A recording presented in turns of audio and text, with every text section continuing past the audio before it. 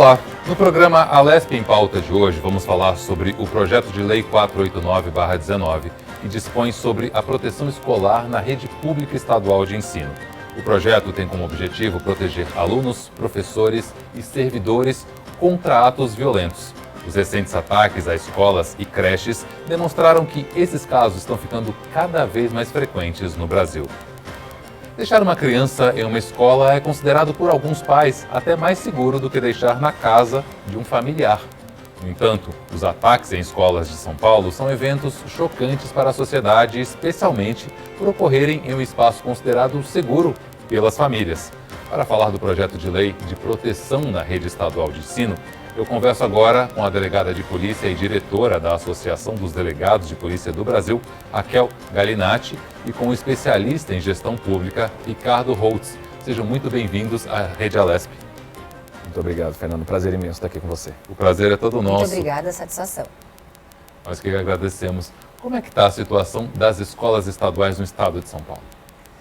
Eu percebo que de tempos em tempos esses ataques são colocados e existe um completo despreparo na segurança, no entorno e dentro das escolas quando a gente fala em ataques inesperados. Obviamente, políticas de segurança pública não conseguem ter a previsibilidade até mesmo de lobos solitários, que são aqueles que utilizam estratégias de grupos terroristas para esses ataques, utilizam muito hoje com acesso muito fácil nas redes sociais, na internet, para que possam ali tocar o terror nessas comunidades escolares e acadêmicas. Não tem mais como hoje falarmos em educação dissociado do tema segurança. E esse tema segurança ele vai muito além de falarmos em um policiamento ostensivo preventivo. A gente tem que falar numa polícia investigativa, numa polícia que atua com inteligência, que antecipa esses atos, que consegue ali monitorar os atos preparatórios e impedir que o chão dessas escolas estejam manchados de sangue. Então, é necessário sim políticas públicas, leis que possam ter a previsibilidade para que a gente implemente normas padronizadas no que diz respeito à segurança nas escolas. Eu acho que o que a Raquel falou, primeiro eu concordo em gênero, número e grau, assino embaixo do que ela disse, e acho que a gente pode dar passos além. A comunidade escolar, por exemplo, deve participar desse processo de construção da segurança. Os estudantes em si, que hoje estão... hoje o modelo educacional que a gente tem no Brasil está falido. Ele está falido em todos os lugares, salvo algumas ilhas de exceções que nós temos no Brasil, aqui ou acolá. Mas nós temos que envolver os estudantes nesse processo, talvez, quem sabe, pelo estímulo à criação dos grêmios estudantis, para que esses jovens possam também contribuir com essa segurança que a Raquel falou, no entorno das escolas, a inteligência da polícia analisando os dados, seja da ação de lobos solitários ou dos grupos que acabam utilizando a fragilidade dos jovens e das nossas crianças para conseguir penetrar dentro das escolas com entorpecentes, com drogas, enfim, com todo tipo de malefício para a nossa sociedade de maneira geral. Os jovens são um alvo muito fácil. Soma-se a isso o fato de que o ambiente escolar não é mais tão atrativo para esse jovem moderno, conectado, aí é um alvo fácil para a bandidagem. O que, na opinião de vocês, precisa mudar nesse ambiente escolar com relação à metodologia de ensino, processo de ensino-aprendizagem, participação dos pais em todo esse processo dentro da escola, como acontecia antigamente? Os pais iam à escola no final de semana para fazer esportes, participar um pouco mais. As reuniões de pais praticamente não existem mais, né? Essa participação faria diferença nesse caso? Eu acredito o que o Ricardo disse, eu acredito que sim, é necessário chamarmos aqueles que integram a comunidade acadêmica escolar. Quando a gente fala numa estratégia de inteligência e monitoramento, todas as informações a respeito de possíveis crimes estão sim circulando dentro dessa comunidade escolar. É necessário que as responsabilidades não sejam colocadas para debaixo do tapete. Quando a gente vê sinais, percebe sinais de pequenas violências internas, até mesmo do bullying ali praticado, e existe uma complacência, uma elasticidade em não punir certo tipo de comportamento hostil que só vai fomentar mais hostilidade e crimes e atos infracionais, claro que a gente está vendo que o problema não está ali na frente, latente, e não está sendo solucionado. Em primeiro lugar, todas essas informações que ocorrem não é uma invasão de privacidade, é um monitoramento do que ocorre na segurança dessa comunidade escolar.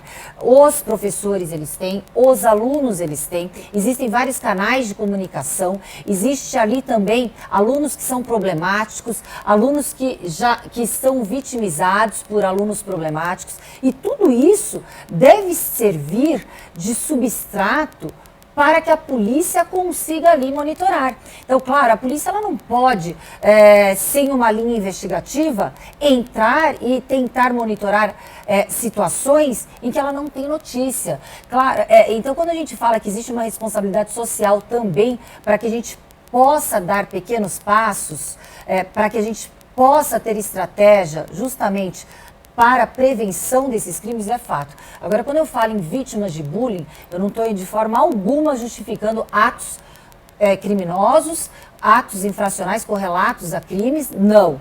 Mas sim é um problema muito sério quando a gente vê o bullying até hoje não criminalizado, Ricardo. E quando eu falo na criminalização do bullying, o bullying nada mais é do que situações vexatórias em que você coloca de forma a pessoa ser humilhada em vários ambientes sociais, até ambientes que a gente fala universitários, escolares. E se a gente tivesse uma tipificação penal, esse ato praticado por menores seria um ato infracional correlato a esse crime. Então a gente tem uma série de situações que devemos sim olhar agora de forma corajosa, porque eu vejo de tempos em tempos crimes ocorrem e esses crimes são solucionados de forma paliativa e não profissional. Verdade. Eu acho que nós temos que, os modelos educacionais que nós temos de exemplo no Brasil e que funcionam melhor, como eu já disse na frase anterior, na fala anterior, o modelo educacional brasileiro está falido. Mas nós temos ilhas de excelência. Essas ilhas envolvem necessariamente a família dentro do ambiente escolar. Você citou na sua fala a ausência ou o distanciamento das reuniões de pais e mestres, que antigamente era muito frequente e hoje ela fica mais rarefeita em função das atividades que os pais têm. Eu percebo, eu converso com muitos profissionais de educação e muitos me falam, a gente marca a reunião dos pais e mestres, mas os pais não comparecem. Exemplos de sucesso fizeram com que, por exemplo, de Sobral, no interior do Ceará, que hoje nós temos o maior IDEB do Brasil na cidade de Sobral, a reunião de pais e mestres passou para o final de semana, passou para um horário pós-horário de trabalho. Os professores, os profissionais da educação se conectam com os pais diariamente, utilizando essas novas tecnologias de comunicação e de informação. Então, ter os profissionais da educação, ter os estudantes e a família conectada pode ajudar muito. Outro ponto importante é a gente cuidar da saúde mental dessas crianças. Uma parcela muito significativa desses estudantes vem com problemas de casa para dentro da escola. A gente tem uma parcela de estudantes que vai para a escola para se alimentar e o estudo fica em segundo plano necessariamente. Então nós estamos lidando com realidades muito distintas do grande centro aqui que a gente está acostumado a lidar. Então são questões muito importantes, como a Raquel falou, a questão do bullying também é muito importante. A gente vem percebendo que muitos dos casos que apareceram nos últimos tempos tem como fonte o bullying, ou seja, a fonte motivadora daquele jovem que acabou cometendo o crime é o bullying. Então a gente tem que se preocupar com isso. Daí a lógica da saúde mental desses jovens dentro da sala de aula, dentro da escola, da unidade escolar, é muito importante para que a gente consiga, de certa maneira, equilibrar e garantir a segurança das nossas crianças, dos nossos jovens. Além do bullying dentro da escola, às vezes a criança sofre violência dentro de casa. Junta as duas coisas, existem casos de ataques às escolas de alunos revoltados porque sofreram bullying ao longo de muitos anos, sem, como a senhora falou, sem ter nenhuma consequência, né? Os agressores continuavam lá nas suas turmas praticando o bullying e esse aluno se revoltou, como no caso de Suzano, e matou alguns estudantes. Como lidar com isso? Como preparar os professores para lidar com essa situação? Eu percebo que o problema mental está virando realmente uma epidemia do mundo moderno. O problema mental, o abandono emocional, a falta de responsabilidade emocional daqueles próprios pais, dos responsáveis, a terceirização do amor. Então eu vejo que realmente essas crianças, essas pessoas em formação, elas estão completamente perdidas em parâmetros que norteiam ética, conduta, moral. E a gente vê que muitas vezes eles são contaminados por excesso de informações que fomentam a violência com o entretenimento. O que eu percebo, voltando um pouquinho a respeito da responsabilidade e de um profissionalismo, de uma atuação profissional na segurança das escolas, eu acho que o Ricardo falou e você também bem repetiu, bem mencionou, que os filhos são os bens mais preciosos que aqueles pais responsáveis deixam na escola. Você acha que os seus filhos estão extremamente protegidos, é o bem mais precioso daquela família, daquele núcleo familiar. E a gente vê professoras heróicas ali, de forma instintiva, fazendo um mapeamento no atirador ativo, por exemplo, agressor ativo. Ele entra, a gente sabe, a gente que está inserido, que a gente trabalha na segurança pública, a situação mais difícil para a gente lidar, Ricardo, é com o agressor atirador ativo, porque a gente tem N situações inesperadas que não temos como controlar. O primeiro passo é você tentar proteger o entorno. O segundo passo é você anular, é você neutralizar, muitas vezes de forma fatal, aquele atirador ativo. E você vai ter que passar muitas vezes sem dar auxílio e ajuda para pessoas que estão ali agonizando no seu entorno. Caso contrário, a tragédia pode ser muito maior. E a gente viu uma professora inclusive que morreu, outra professora que conseguiu de forma instintiva segurar aquele agressor, aquele que estava colocando todos em risco. Então a gente tem que parar com esse preconceito de não falarmos em segurança, de não falarmos em estratégias de segurança quando a gente fala em comunidade escolar. Caso contrário, em pleno e permanente risco, nós estaremos correndo, as crianças estarão correndo, porque a situação mais vulnerável que esses covardes, agressores e criminosos buscam são crianças, são creches, são escolas, com os vulneráveis ali realmente como alvo fácil. Se a gente observar que as crianças e os jovens, de fato, são o nosso maior patrimônio, aí a gente entende que esse problema é um problema bem mais complexo. Tudo isso que a gente está falando aqui também deve ser observada a qualificação dos profissionais de educação. Porque você imagina um professor que foi contratado para dar aula, matemática, português, seja lá qual for a matéria que for, ele pega um aluno que vem de casa com um problema familiar, ou ele tem violência doméstica, ou o pai sofre de alcoolismo, ou o pai é um agressor, bate na mãe, enfim, qualquer desses problemas da realidade do dia a dia dos brasileiros, e esse jovem leva isso para a sala de aula, chega numa sala de aula que eventualmente nós estamos num momento da nossa sociedade onde as informações são muito voláteis, também são muito superficiais nas redes sociais, e a forma como se utiliza esse mecanismo das redes sociais. Então o jovem ali acaba sofrendo bullying, isso é potencializado pelas redes sociais no colega. Então a cabeça dessa criança desse adolescente fica de uma forma insustentável, incontrolável, difícil da gente prever. E aí a gente tem um professor que está lá como professor. Não há hoje dentro da sala de aula, tirando o coordenador pedagógico dentro da sala de aula, um profissional que possa lidar com isso. Então um coordenador pedagógico, às vezes uma vice-diretora, diretor e os próprios professores e toda a equipe multidisciplinar que tem dentro da escola acaba tendo que lidar com várias questões psicológicas, questões sociais, além da questão do letramento, do aprendizado, da alfabetização daquela criança, daquele adolescente. Então nós temos aí uma questão que é muito complexa, onde a gente lida com família, onde a gente lida com segurança no entorno da escola, que eu acho que a gente vai falar um pouco sobre isso aqui, toda aquela zona no entorno da escola ali que é muito acessível para qualquer grupo, a gente lida com a qualificação dos profissionais da educação, a gente lida com esse jovem que também não tem essa base dentro de casa, infelizmente, e a gente não traz a família para dentro da escola. Eu acho que essa parte é muito importante. Os modelos de sucesso que estão dando certo trazem os pais para a vida escolar, faz com que a escola entenda o que está acontecendo na casa, consiga perceber com alguma antecedência, alguma deficiência que esteja acontecendo na casa daquele estudante e faz com que os pais também acompanhem o dia a dia da vida acadêmica desse estudante. É um projeto, um problema complexo que a gente tem que dar uma atenção e tem que dar uma atenção em várias pastas, em várias áreas. Não dá para tratar desse assunto falando só de educação ou só de segurança pública. É algo que se completa. Falando desse projeto de lei da segurança no entorno da escola, ele seria suficiente para amenizar, para resolver? Como seria a proporção dessa solução desses problemas de violência? Porque ao redor da escola existe um policiamento. Dentro da escola, às vezes, um aluno entra com uma arma escondida, com os professores lá dentro. Como lidar com isso, com esse policiamento? Facilita ter esse policiamento já próximo ou na entrada da escola? Eu acredito que é um primeiro passo, um policiamento no entorno das escolas, aquela ronda escolar que tínhamos de forma muito mais constante, cada vez mais escassa. Não vemos, mas não iria saturar o problema. A gente com certeza nós teríamos que ter outras estratégias implementadas concomitantemente. Quando a gente fala em segurança nas escolas, não basta simplesmente o policiamento ostensivo preventivo. Temos que ter, sim, uma polícia de inteligência muito aguçada ali, preparada, estruturada.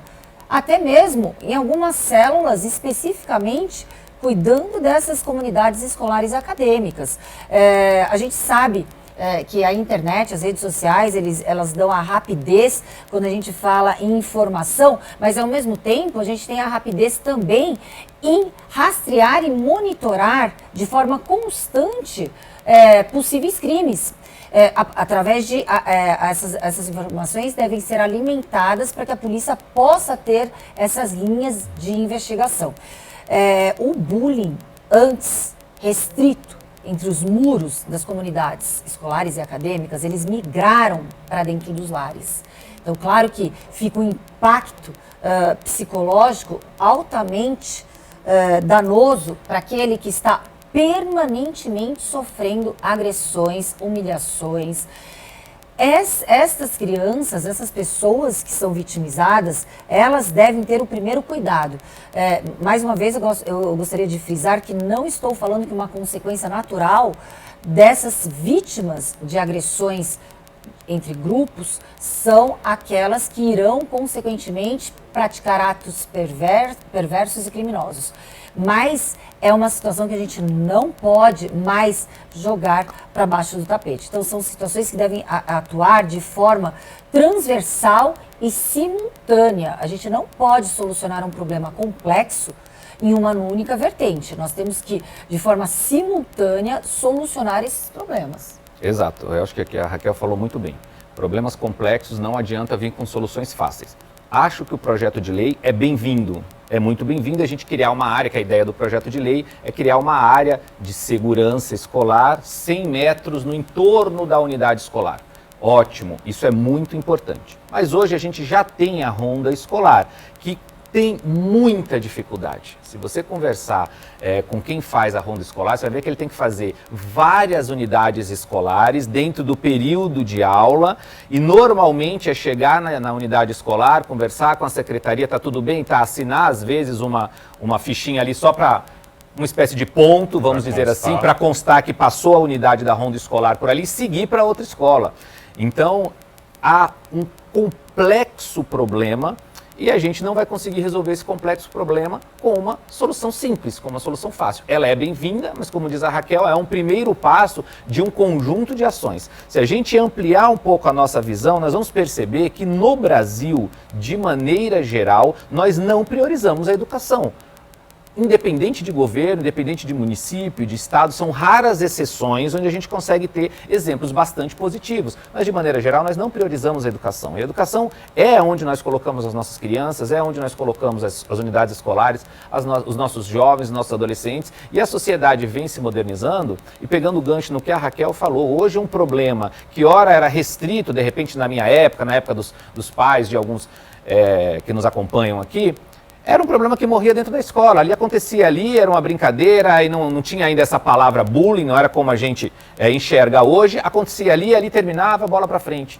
Hoje não. Hoje isso acontece ali, isso se amplia em função das redes sociais. Isso se amplia em função da fragilidade da saúde mental que nós estamos tendo hoje nos nossos jovens, em especial, em toda a sociedade de maneira geral, principalmente pós a pandemia.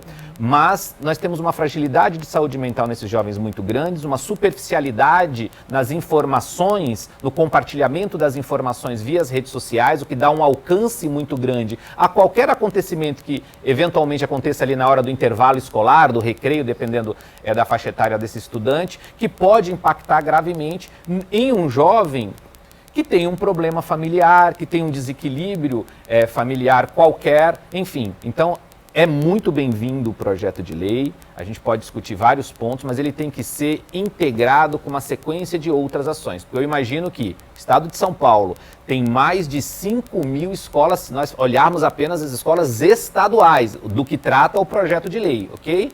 Tirando as escolas municipais e as escolas particulares e as universidades.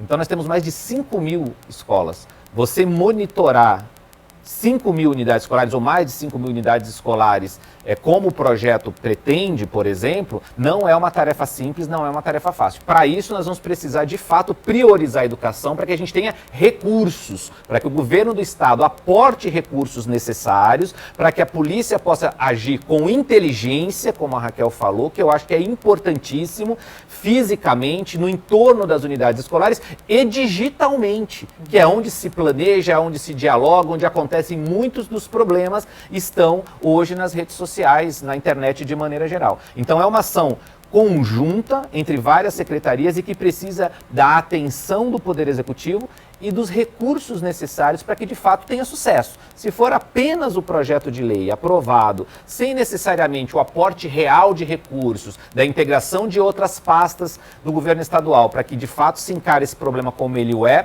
provavelmente vai ser mais um projeto de lei aprovado com pouca efetividade. Algumas pessoas defendem a instalação de câmeras dentro das escolas. Isso ajudaria? Porque isso depende, precisa de um investimento muito grande, porque a quantidade de escolas é muito grande e a quantidade de equipamentos instalados nessas escolas seria incontável, seria muito grande. Isso ajudaria a ter esse monitoramento junto com a inteligência da polícia para ter uma facilidade, usar a tecnologia a nosso favor? Com certeza, deveria ser prioridade. As câmeras para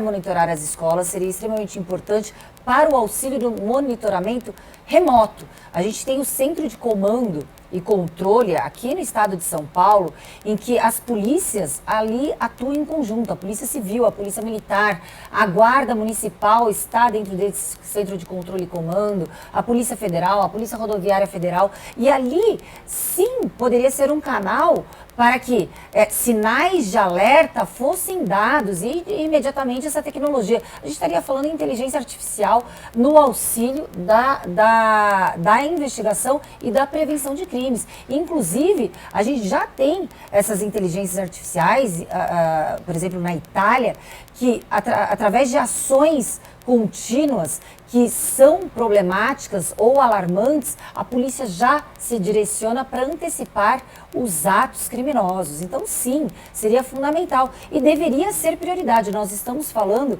em investimento em vidas. Então, não tem como falarmos, o investimento é muito alto, é investimento em vidas.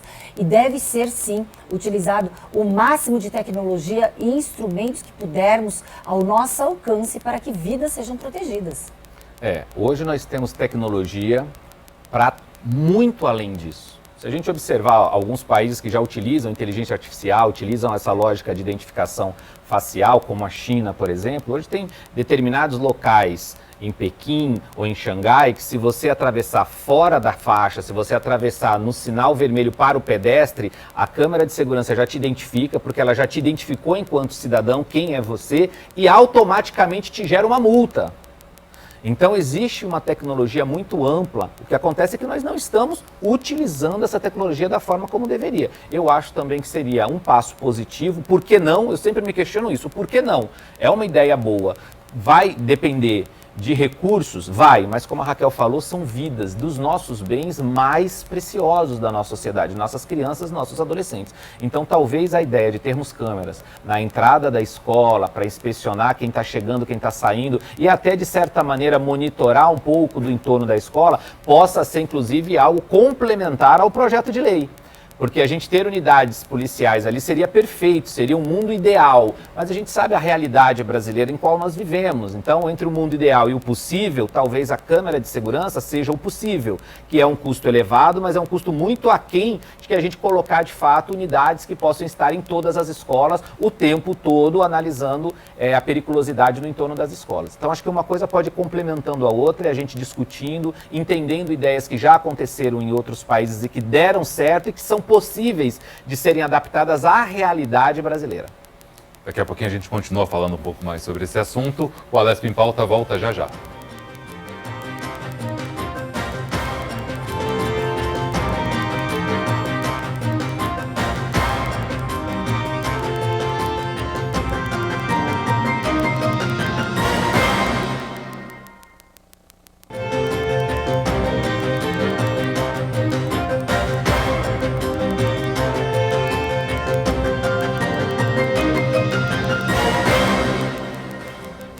O Alesp em Pauta está de volta, hoje falando sobre violência nas escolas, com a delegada de polícia, doutora Raquel Galinatti, e com o especialista em gestão pública, Ricardo Rous.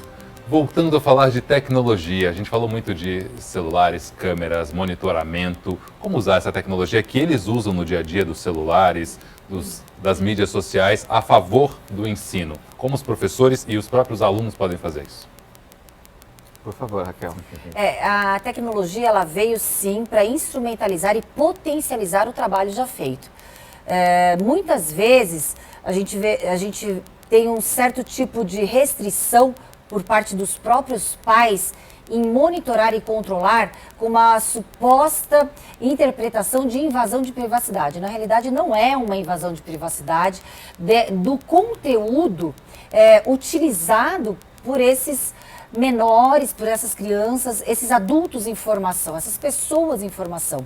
Os pais, eles têm a obrigação de não serem omissos e controlarem para que esses conteúdos na internet, primeiro, sejam escolhidos de forma adequada e, segundo, continuem sendo utilizados. Então, o que a gente vê não estou aqui terceirizando responsabilidade ou colocando que esse instinto criminoso seja a responsabilidade dos pais, mas estou colocando diretamente a responsabilidade nos pais em controlar, em educar, em monitorar os seus filhos. Então, muitas vezes, alguns sinais são dados, jovens que ficam mais de 12 horas trancados nos seus quartos, jovens que são extremamente introspectivos, que saem e entram sem um mínimo de conversa. Os pais, eles são obrigados, sim, não só em relação a ideias criminosas, de massacres, mas também ao uso de drogas. Então, a gente sabe que tudo é potencializado. Uso de drogas, o desequilíbrio, a não socialização desses jovens, a falta de contato e convívio, a terceirização também no amor. Quando esses jovens são mandados para as escolas, a gente sabe que hoje em dia, educação essas crianças estão recebendo até dos professores.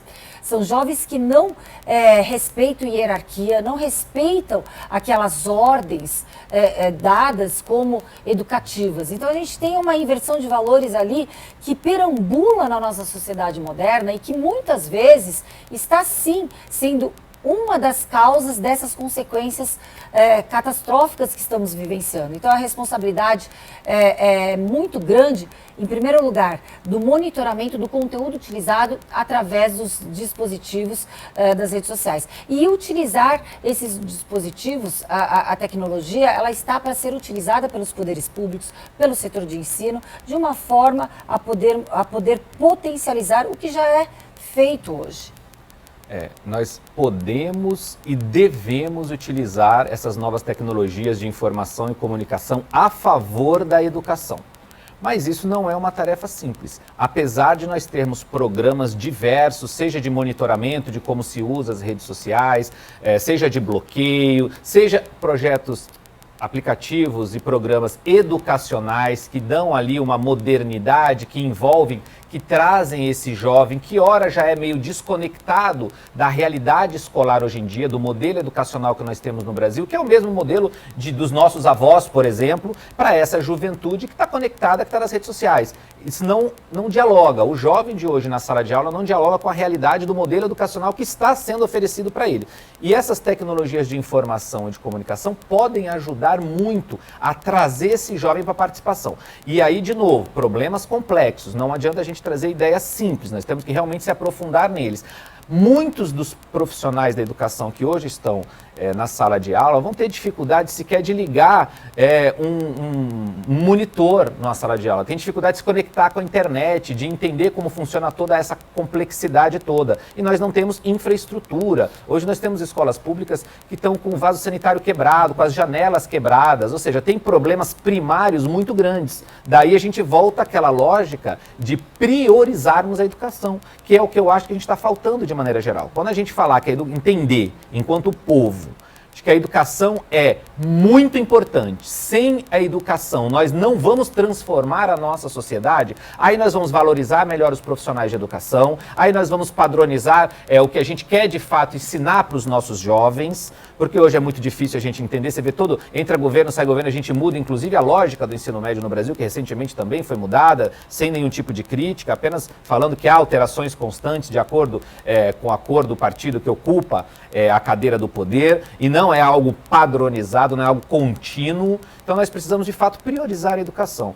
É importante ter tecnologia na educação hoje sim, sem a qual nós estamos fadados ao fracasso. Não pode ter o excesso, a gente não pode permitir que o jovem chegue na sala de aula e fique nas redes sociais com a superficialidade que hoje eles têm, como eventualmente alguns deles têm na própria casa. Não, mas temos que usar isso de forma padronizada, de forma controlada, de forma que o educador que foi bem treinado, bem qualificado para isso, possa se utilizar dessas redes para se conectar com dispositivos, e nós temos vários, globais inclusive. A gente consegue ter cursos, ter pequenas aulas, pequenos pontos de vista diferentes de universidades americanas, europeias, na palma da mão.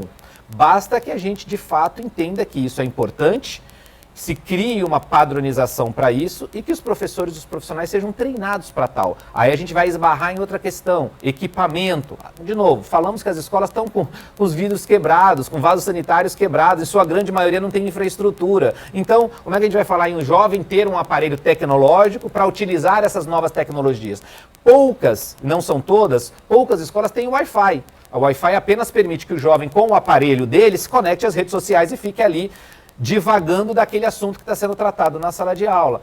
E ao invés disso ser positivo, acaba se tornando negativo. Então, de novo, é priorizarmos a educação. Entendemos que é importante ter recursos para isso, para a gente, então, aí começar a trabalhar essa lógica da tecnologia na sala de aula. E nós já estamos anos atrasados, ok? Já estamos muito atrasados, ou seja, isso é para ontem. Priorizar a educação tem que ser para já. Quando o básico na escola não funciona, você falou do vidro, do vaso sanitário, isso também estimula um tipo de violência, né? Uma revolta do aluno que está numa escola que as coisas não funcionam. Não tem internet, a janela está quebrada, passa um calor às vezes. Existem escolas no estado de São Paulo ainda de ferro, escolas de lata, as famosas escolas de lata. Isso também estimula a violência dentro das escolas. E aí a gente pode chegar na questão da valorização dos professores também, que reclamam constantemente de salários, de condições de trabalho. Esse conjunto de coisas acabam estimulando ainda mais a violência nas escolas. Com certeza, esse é o exemplo clássico da teoria das janelas quebradas. Quando você não tem aquele cuidado de zeladoria, você não tem os cuidados mínimos e básicos no entorno, essa teoria ela foi utilizada em Nova York, numa época que Nova York era uma das cidades mais violentas do mundo, e vai junto com a teoria da tolerância zero para os mínimos delitos. Então a gente está falando em zeladoria, a gente está falando em pequenos delitos que sejam punidos de forma exemplar, zeladoria em que ali a estrutura seja cuidada para que essa sinalização que não existe é o abandono do Estado. Quando você tem janelas quebradas, muros pichados, vasos sanitários quebrados, a resposta que se dá é uma ausência de controle e de vigilância no Estado. Essa sensação de impunidade, essa sensação que dá, consequentemente, a ausência daquela sensação de punição, faz com que incentiva, sim, com certeza, práticas criminosas que vão evoluindo. Mas eu vou aqui levantar uma problemática, a problemática da inversão de valores. Quando a gente fala em polícia, quando a gente fala em segurança pública, a polícia, ela tende na nossa sociedade a ser demonizada. Ela tende a ser responsável por toda a violência urbana, porque na realidade é o contrário. A atuação da polícia nada mais é, como diz Weber, a atuação legítima, a violência legítima do Estado está no braço da polícia. E, claro, a polícia sendo demonizada da forma como ela é, automaticamente todas as instituições de ensino tendem a rejeitar falar ou ter contato com a polícia ou segurança pública. Tem universidades que a polícia não entra. Então a gente vê que essa demonização, esses valores equivocados, tem como consequência, hoje, o abandono completo e a vulnerabilidade da sociedade na mão da bandidagem, dos criminosos. Então, a gente tem que ter uma nova leitura, como sociedade, do papel de quem é quem. Esse excesso de liberdade, sob pena de não podermos violar a intimidade, a inviolabilidade, ela deve ser relativa. A partir do momento em que essas crianças, esses adultos em formação, eles devem ser pela própria proteção. Quando a gente fala, você tem que punir uma criança, você tem que vigiar uma criança para que, quando adulto, ele não seja punido, eduque uma criança para que ele não seja um adulto punido. É isso que a gente está falando, é justamente nessa temática que estamos falando. Essa inversão de valores, ela transbordou de certa forma, que eu não estou aqui questionando os excessos e abusos que houveram no passado, mas a gente já está num outro pêndulo da balança em que tudo pode. Então, aquele controle do Estado para a própria proteção da coletividade, hoje está sendo inócuo. Essa teoria da janela quebrada que a Raquel falou aqui, é o estudante que chega na escola, o vaso sanitário não está funcionando, está quebrado, a janela da sala de aula está quebrada, ele não tem um ventilador, não tem, num calor que nós estamos vivendo aí, e os especialistas dizem que vai aumentar bastante, um dia não tem merenda, um dia não funciona a água, na chegada da escola, a pracinha na frente está totalmente sem zeladoria, abandonada, um conjunto de fatores que faz com que esse jovem também se sinta compelido a jogar um papel no chão, uma latinha no lugar indevido, a não respeitar o professor, porque muitas vezes, como nós já falamos aqui, esse jovem já vem com uma deficiência educacional de casa, de pais que têm algum problema. Essa demonização da polícia também é muito ruim para a nossa sociedade, ao invés da gente educar, porque o bom cidadão é amigo da polícia. Quem teme a polícia é o vagabundo. Então, nós não podemos, de forma alguma, colocar na cabeça das nossas crianças de que a polícia é ruim, de que a polícia apenas bate nas pessoas. Não, existem excessos em todas as profissões no planeta Terra, vai ter excessos na polícia e para isso tem a corregedoria para cuidar desse assunto. Mas, de maneira geral, a polícia é o braço do Estado para fazer cumprir a legislação. E é importante que os nossos estudantes entendam isso para que hajam em cooperação. O ProERG, por exemplo, que é um programa maravilhoso da Polícia Militar dentro das escolas, é um dos programas mais bem-sucedidos para lidar com as crianças. Ele precisa ser complementado, nós precisamos ter várias outras ações, porque só o ProERG sozinho não vai ter a efetividade que nós queremos. Precisamos ter um conjunto de ações. E daí, de novo, a gente cai na mesma lógica da falta de valorização e de priorização da educação. Porque esse é um conjunto de fatores que a gente já falou aqui sobre zeladoria no entorno das escolas, muitas vezes é competência da Prefeitura Municipal e não do Estado.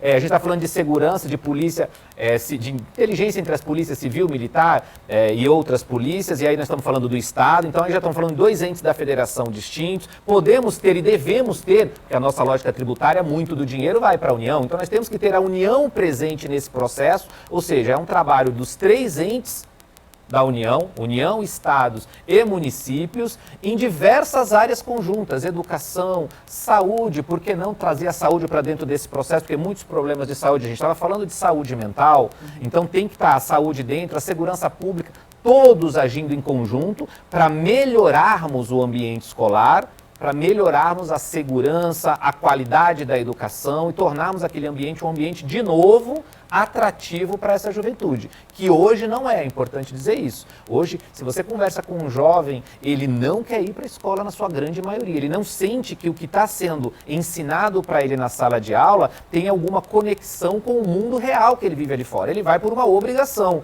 porque ele tem que cumprir aquela tabela, como a gente diz, mas ele não percebe valor naquilo que está sendo ensinado para ele na sala de aula. E isso desconecta esse jovem, faz com que jogue esse jovem cada vez mais para as redes sociais, e de novo, as redes sociais é um ambiente fértil para toda essa problemática que nós estamos trazendo aqui da questão da segurança especificamente, da questão da saúde mental. Então tem realmente um conjunto de fatores, temos que sentar com os vários especialistas que nós temos no Brasil, observar os projetos positivos que nós temos em várias ilhas de excelência em alguns estados, como Ceará, como Goiás, aqui no estado de São Paulo também, no estado do Espírito Santo nós temos alguns estados do Sul, nós temos algumas ilhas de excelência educacional, entender o que está acontecendo ali para poder replicar com vontade política e com recursos, para que de fato a gente tenha a educação como prioridade e a gente faça de fato a mudança necessária para que a gente consiga dar os próximos passos que precisamos nesse país. Essa demonização cada vez maior da polícia chega às crianças de uma forma muito ruim, né? Porque eles acabam tendo medo da polícia, que é um aliado. Está ali para ajudar, para proteger, enfim. Como fazer essa aproximação? Você citou o projeto de aproximação, né, da Polícia Militar nas escolas. Essa proximidade vai ajudar bastante essa visão que ele tem da polícia, né? Vai mudar essa ideia que ele tem. Eu acho maravilhoso esse projeto. É uma forma de educar esse jovem, desse jovem não ter acesso a drogas. É uma forma de mostrar valores corretos. Temos que ter também algum certo tipo de educação dentro das escolas a respeito de violência. A gente tem a violência contra a mulher, que deve ser também ensinada nas escolas. Tem muitos jovens, muitas crianças que sofrem essas violências num contexto doméstico familiar, como já dito aqui, e elas não têm a quem recorrer. É necessário sim um olhar, uma atenção para poder resgatar esses jovens e poder mostrar para esses jovens o caminho correto. É muito complicado quando a gente fala em crimes que lidam com a imprevisibilidade.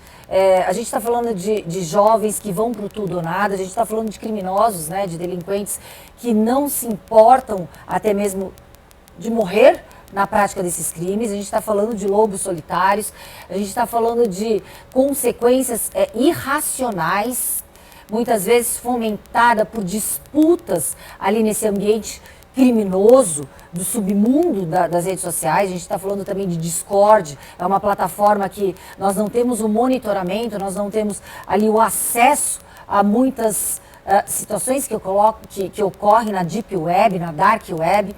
Então, tudo isso forma e fomenta essa violência cada vez maior, essa violência urbana cada vez maior. É muito complexo, a gente tem que sim caminhar não só em políticas públicas, mas na legislação, para que a gente possa ter a contenção desses crimes. As leis, o Código de 1940, com atualizações diversas legislativas, muitas vezes não correspondem com os crimes que estão ocorrendo na atualidade. E também a especialização das polícias. É necessário, hoje, a gente sabe que quase 60% dos crimes estão sendo praticados instrumentalizados pelas redes sociais. Crimes, tanto através de fraudes eletrônicas, financeiras, bancárias. O estelionato migrou também sendo praticado pelas redes sociais, e todos esses crimes violentos, eles estão sendo praticados, os atos preparatórios, todos eles anunciados através das redes sociais. Um exemplo que eu poderia dar é o crime de ameaça. O crime de ameaça aqui no Brasil, ele é praticamente um nada jurídico. Todos esses crimes e atos preparatórios, a gente só pode ter a punição se a gente falar em atos de terrorismo na nossa legislação. A ameaça nada mais é do que um anúncio de um crime, muitas vezes hediondo, com requintes de crueldade, que é ali de forma ostensiva colocado, muitas vezes nas redes sociais. E nada é feito em relação a isso. A gente tem que avançar, no caso a gente está falando em legislação no âmbito federal, porque tudo que é versando o crime é necessário que seja uma discussão no Congresso Nacional, mas temos que avançar para que esses reflexos sejam colocados em políticas públicas nos estados. É verdade. Quando a gente fala de aproximar a polícia do cidadão, do estudante, no caso do nosso diálogo aqui, a gente está falando de educação. Combate ao racismo, combate à violência contra a mulher, combate ao desrespeito ao próximo, seja lá de que forma for, isso tudo tem nascitura dentro da sala de aula, dentro da escola. Para você ver como a escola é realmente um núcleo extremamente importante para a nossa sociedade. Talvez a gente possa ter um programa, e fica aí a dica para o secretário de Segurança Pública, um programa Polícia Amigo da Escola. Já tem um aplicativo pós esses acontecimentos todos que a polícia, que o governo do estado oferece para a nossa sociedade. Então, criar uma linha na linha do PROERD que lida com crianças e no combate às drogas, ter essa conexão de educação mesmo, polícia amiga da escola, passar essa mensagem para o estudante de que a polícia é um braço do Estado para ajudar o cidadão, para ajudar o estudante, para ajudar a proteger aquela comunidade escolar e o entorno da comunidade escolar, porque muitas das ameaças estão ali também, encontram terreno fértil nas proximidades das escolas.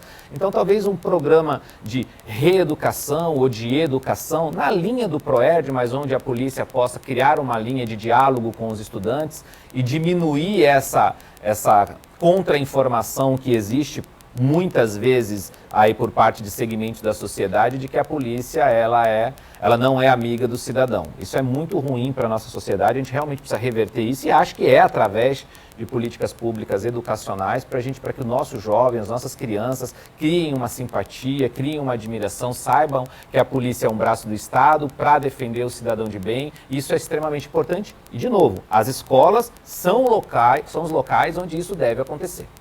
E falando em programas, em conversas já avançadas, o Centro do Professorado Paulista, em conjunto com a Associação dos Delegados de Polícia do Brasil, eles nos convidaram para que a gente possa, sim, ter essa conversa interdisciplinar com os professores. A nossa visão como delegados de polícia, que integramos a segurança pública, como essa solução pode ser dada e justamente para encaminhar ao governo e às autoridades responsáveis por políticas públicas para auxiliar. Então, já estamos com essa iniciativa de caminharmos nesse auxílio multidisciplinar integrado para que a gente possa, sim, ter solução. Não podemos mais patinar em superficialidade e tragédias serem reiteradas. A gente não pode mais admitir dessa forma. Olha que interessante, pegando o que você falou, duas instituições do terceiro setor, da sociedade civil. É daí que eu falo que falta, de fato, o foco político em querer fazer com que as coisas aconteçam. Isso eu estou falando de maneira geral no Brasil, em diversos outros países também, mas nosso foco é aqui no Brasil, independente de bandeira partidária. Falta esse foco de priorizar a educação. São duas instituições da sociedade civil preocupadas em fazer esse diálogo. Por que a gente não tem, talvez, a Secretaria de Segurança Pública participando desse processo e olhando isso de forma macro? Como eu consigo levar esse processo de educação, conectando a polícia com a sociedade, com os estudantes, para dentro da sala de aula. Com certeza. E que vai aproximar, desculpa, Raquel, vai aproximar essa intimidade entre o estudante que está lá dentro da sala de aula, entre os professores e a polícia, até como fonte de informação do que está acontecendo no dia a dia. Imagina a quantidade de grupos de WhatsApp que existem entre os alunos, o que acontece. Eu digo WhatsApp que é uma ferramenta tecnológica Sim. muito usada no Brasil, mas de outras formas. A gente tem, inclusive, mecanismos menos acessíveis aos pais, como Reddit e outros, onde os jovens estão lá dialogando, trocando informações, muitas vezes sofrendo ou praticando bullying com outros colegas.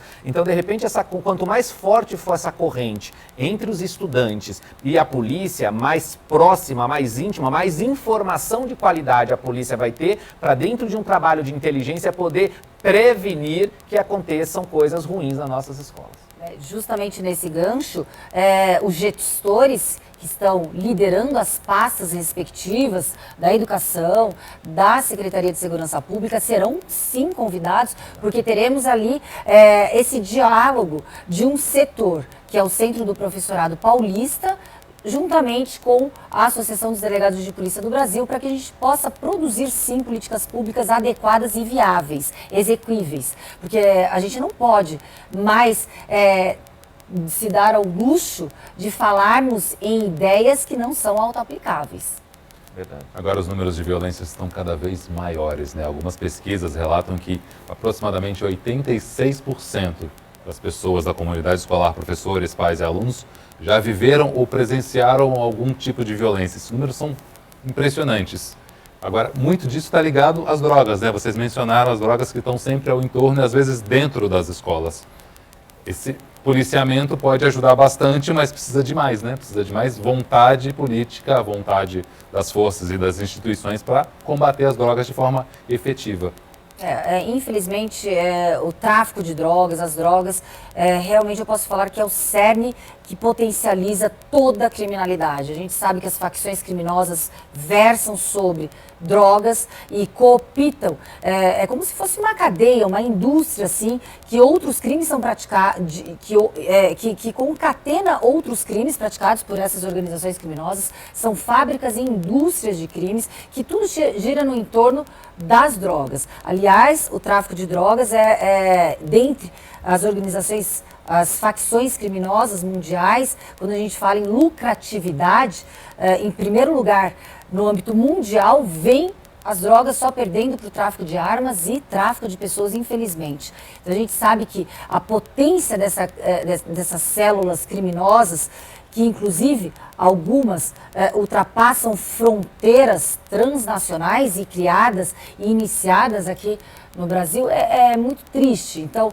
é claro que cooptar esses menores, muitas vezes pela legislação inócua, na responsabilização de um menor infrator, a gente sabe que o menor infrator ele tem esse ato infracional punido com uma internação no máximo até 3 anos ou até completar 21 anos. Claro que eles são cooptados tristemente por essas indústrias criminosas. Antes o Brasil um celeiro de grandes talentos esportivos, quando a gente fala em futebol, quando esses olheiros vão tentar buscar esses jovens para o esporte, eles já foram cooptados muito antes já pelas facções criminosas. Então é um problema muito sério quando a gente fala em drogas dentro da comunidade escolar, no entorno das escolas, que justamente ali é o alvo para que essas facções elas mantenham ali os seus nichos de comércio. Alvos mais vulneráveis, né? Mais fáceis de serem Sim.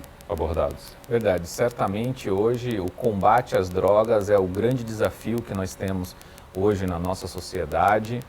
Não há dúvidas de que o investimento em educação auxilia muito nesse processo, porque, de novo, é lá que estão as nossas crianças, é lá que estão os nossos jovens reunidos, e aquele ambiente é um ambiente propício para todo tipo de coisa. Infelizmente, posso dizer com tranquilidade aqui de que muitas das nossas escolas hoje têm drogas, o uso de drogas e até mesmo o pequeno tráfico dentro da unidade escolar. Isso é uma realidade. Os professores, os diretores, os gestores das escolas sabem muito bem do que eu estou fazendo. São poucas as exceções a essa regra. O próprio jovem estudante hoje vai levar o seu baseadinho para dentro da sala da escola e lá no intervalo, enfim, acaba fazendo o que acontece. Por isso a importância de nós olharmos a educação da forma que devemos, como prioridade, e integrar elas às outras secretarias, para que todos juntos, todas as unidades, os braços do Estado possam atuar dentro da unidade escolar, daquele centro sagrado nosso ali, para melhorar a qualidade da educação de maneira geral. Para a gente finalizar, o que, na opinião de vocês, pode e deve ser feito pela Assembleia Legislativa, pelos deputados, pelos parlamentares, não só do Brasil, não só de São Paulo, mas de todo o Brasil, para mudar essa realidade, para proporcionar essa integração entre as entidades, para melhorar a qualidade da educação?